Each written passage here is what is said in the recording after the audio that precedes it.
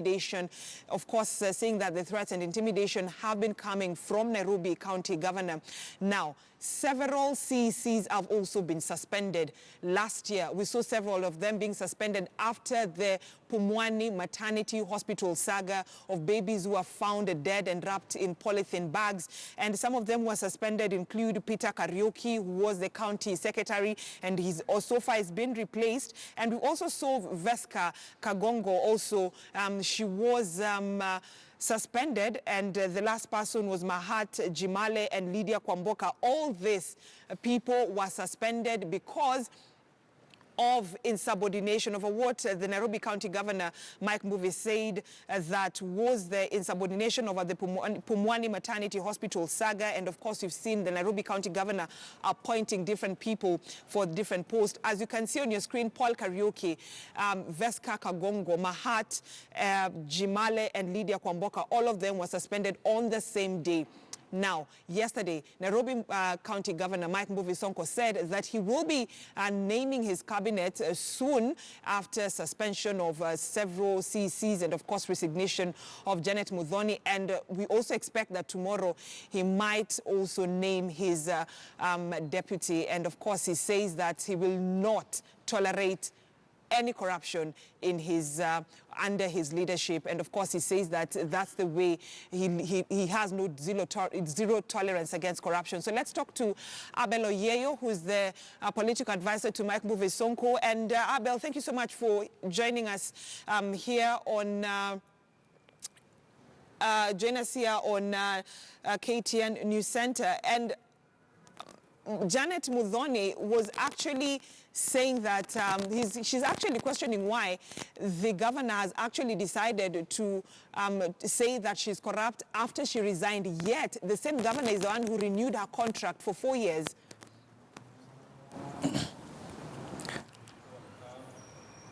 So much, Brenda. I'd like us to go back to the statement which was released by Janet before she resigned. I mean, after she resigned, she made it very clear that she'd had a very wonderful working relationship with the governor, and she resigned because she felt like she had to move on to other things. So I don't know why she decided to reverse and make other accusations later on. So I want to go with the first statement she made, which said, of course, she was happy when she was working with the governor. So the revised statement, to me, does not, hold the water, because according to psychologists, what you say first is actually what counts.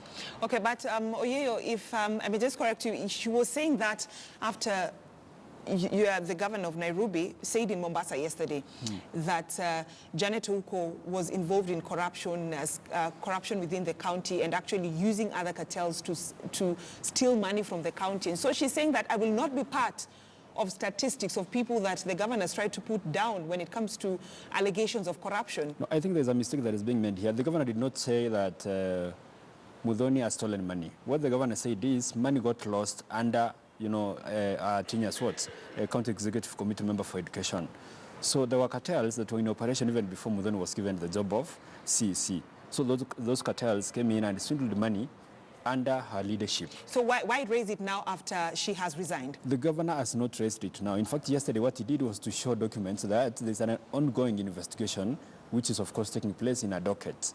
So it's not like it's yesterday he went to the EACC to call those guys to come and look into the issue of what? Lost funds. Okay. And if you can remember, the governor was very categorical that he's been able to actually appreciate the kind of work the CEC has done.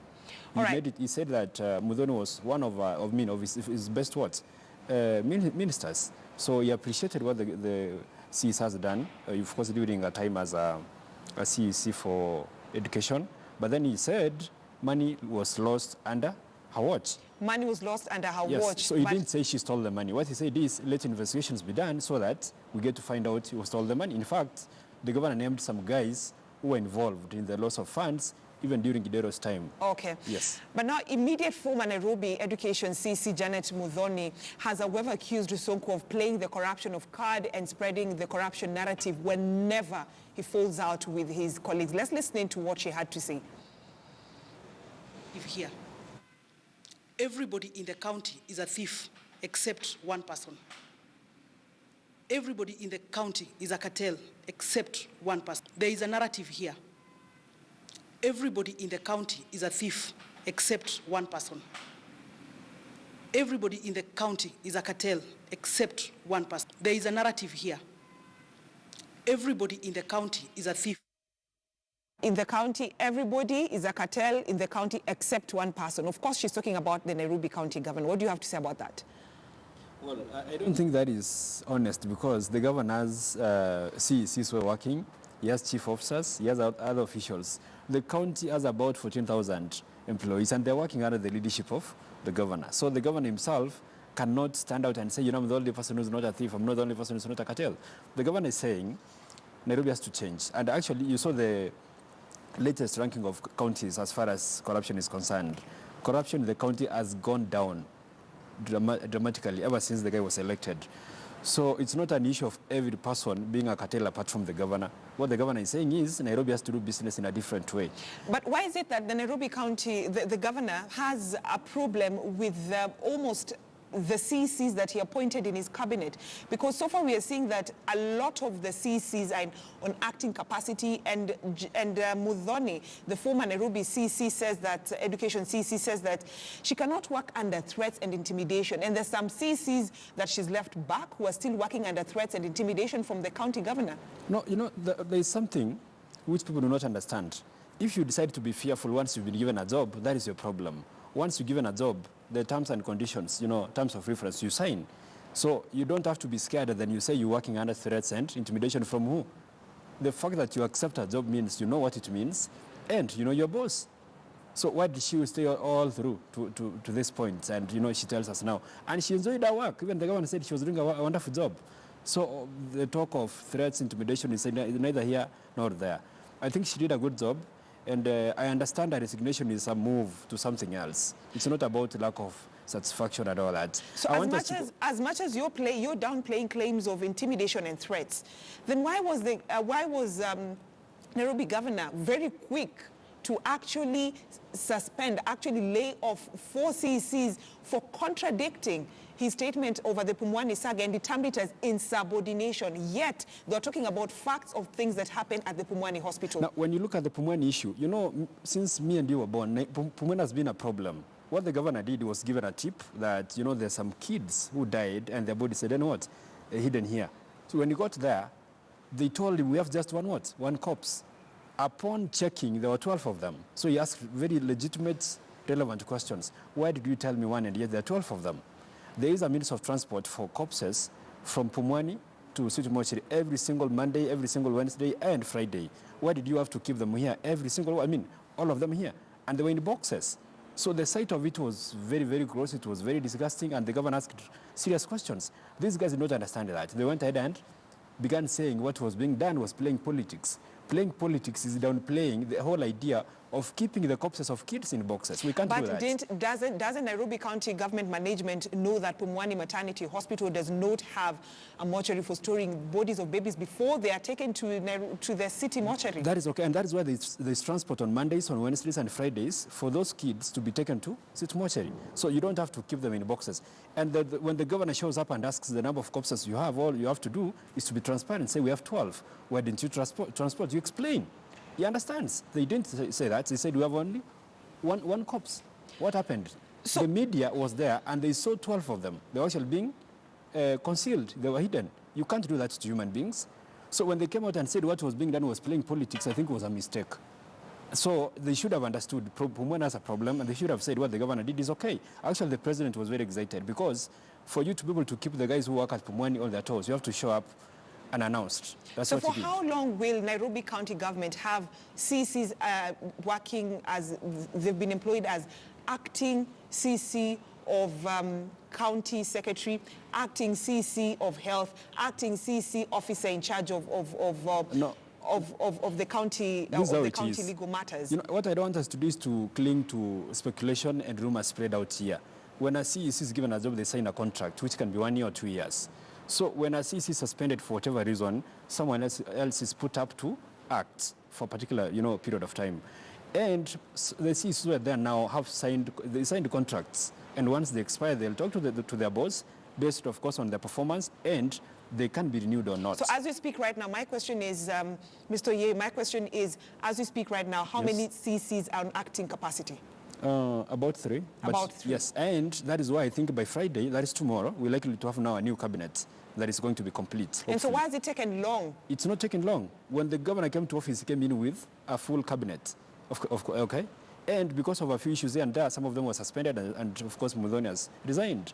In every government, you're going to have that kind of thing. Transitions do take place. People resign, people get fired, people get suspended. It's very normal. The point is, at the end of the day, Nairobians are concerned about service delivery, and it's happening. Nairobi is being beautified. Nairobi has access to water now. Roads are being constructed. That is what Nairobians care about. It's not about talking about, oh, you know, I was working under threats and intimidation.